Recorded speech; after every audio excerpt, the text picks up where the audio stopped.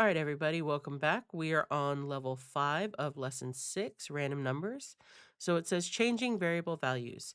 These two flowers use a single variable to store their petal size, but the value stored in the variable changes in the middle of the program. Let's update the program so each petal appears with different sizes each time the program is run. Update the first flower's petals to be a random size. Find the first time the petal size variable is used. Drag out a random number block into the right side of the petal size variable. Update the parameters of the random number block.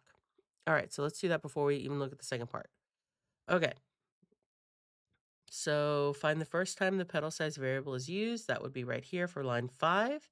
So we're going to go to our math toolbox, find our random number block, and replace 30 with that. All right. Um, let's say anywhere between 10 and 50. I'm guessing here.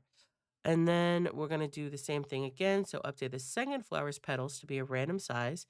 Find the second time the petal size variable is used. Found it. Um, Drag out a random number block into this right side of the petal size variable. All right. Dragged. And then update the parameters of the random number block. All right, so that one said 60.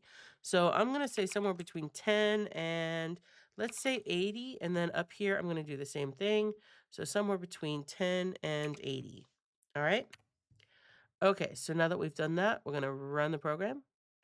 All right, this one's a little bit bigger. This one's a little bit smaller. Reset, run again. Ooh, all right, very much smaller. All right. Now this one's very much smaller. And so each time you reset and run, it's going to choose a random number somewhere between 10 and 80. So there we go. We're going to do it one more time. All right, we're going to click the finish button, and I will see you on level 6.